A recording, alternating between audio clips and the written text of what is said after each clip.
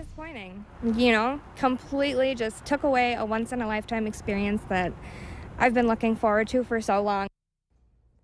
A night that was meant to be a wonderful Mother's Day gift to see Garth Brooks was cut short for a Lake Park woman before the first note was even played. Thank you for joining us tonight. I'm Krista Bame. A woman was kicked out of last night's Garth Brooks concert after she decided not to wait in the long line to use the women's bathroom.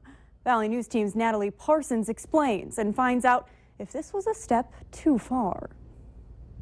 Thousands of people head towards the Fargodome for what is deemed as a night to remember. But for one woman and her husband, they were escorted out before the show even began. Right before the Garth Brooks was to start, we went to the bathroom, and the women's line was a good 100 people long. It was insanely long, and there was no wait for the men, so I just went into the men's. Samantha says there was a security guard and a Fargo police officer waiting to escort them out of the venue. The Fargodome's general manager was unaware of this incident, but says when a woman uses the men's bathroom, she would usually just get a warning unless the conversation escalated. I hadn't even been drinking. I was not drunk and belligerent or rude or anything. Fargo police say when you have over 20,000 people coming together for an event as big as a Garth Brooks concert, they will be on site, but it's to do security, not enforcement. So if an incident arises, it's up to the Fargodome's discretion. The Fargodome encourages those attending events to move around the concourse to look for shorter or even no lines for the bathrooms. They have porta potties in smoking areas as well as open additional restrooms and other areas that usually are not available. But Samantha says she wasn't the only one. There was other girls in the bathroom. Actually, when I left the bathroom, there was a woman in the men's bathroom using the bathroom. And all along in the other bathrooms, there was women using the men's bathrooms. It was happening all over the place. Samantha was devastated when the Fargodome security guard took her Garth Brooks concert ticket and asked her and her husband to leave, all because of the bathroom she used, depriving her of something she had been looking forward to for months. I'll never get that back. Nothing will ever give me that experience back. In Fargo, Natalie Parsons, Valley News Live. The Fargodome also says that there are peak times to use the restrooms at events, and that using the opposite sex's bathroom is discouraged.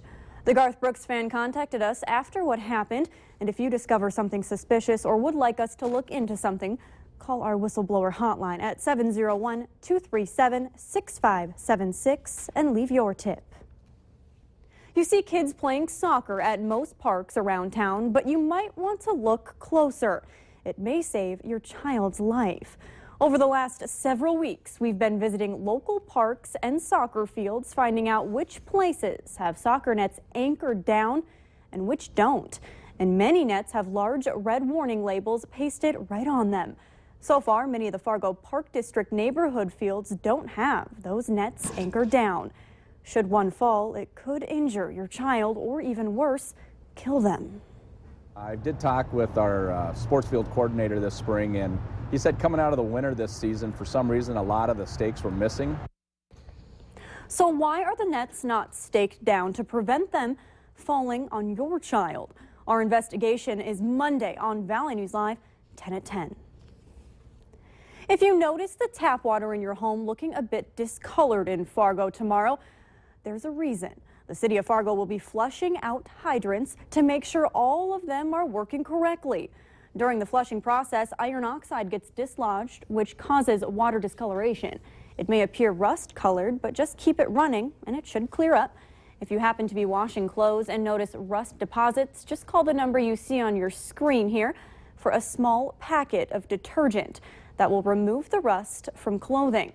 Drivers should also be careful if you see an area where hydrant flushing is in progress. And a number of road closures for you to be aware of for your morning commute. First in Fargo, 42nd Street South from 13th Avenue to I-94 will be reduced to one lane for sidewalk and curb work ahead of the asphalt mill and overlay on 42nd Street. The southbound direction will be worked on first. And Broadway will be closed from 25th to 22nd Avenue North for utility replacement and street reconstruction. It will be closed for the next 2 months. And 2nd Street North will close from 1st Avenue to 6th Avenue. Detours are set up in that area.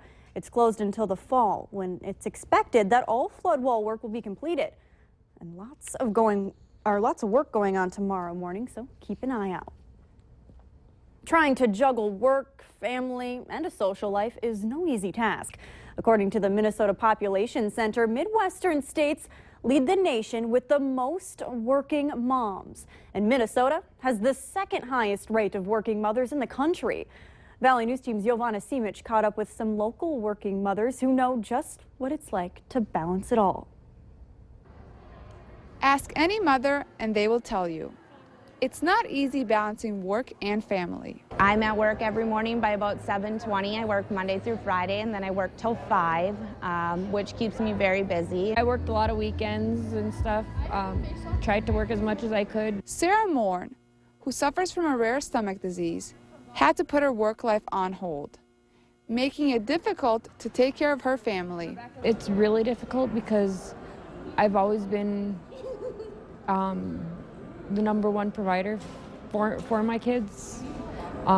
When I was with my ex-husband, I still was trying to work, go to school, and take care of my kids. According to the Minnesota Population Center, 73% of women nationally with kids under 18 at home are in the workforce, making it difficult for moms to have time to themselves. You have to get home, put supper on the table by 5:30 or 6, and still play with the kids and get baths going and keep them happy. And it can be difficult some days, but it's fun and it's rewarding to be a mom. The moms we spoke with also say times can be tough financially. A husband and a wife both have to work to be able to support your family.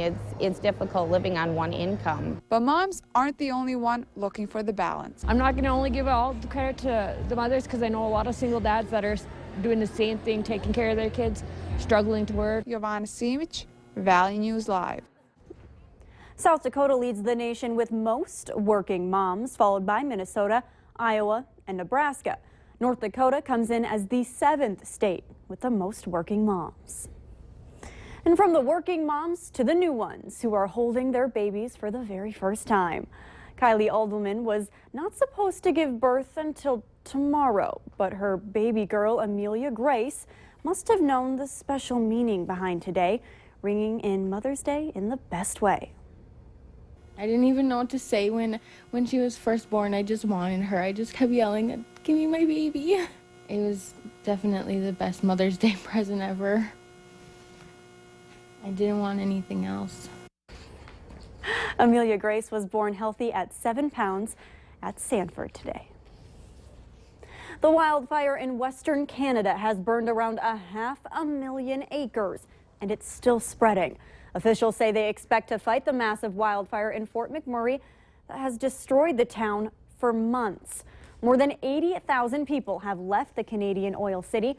The fire was torched at least 1,600 homes and buildings. Authorities fear the growing wildfire could double in size and even reach the neighboring province of Saskatchewan.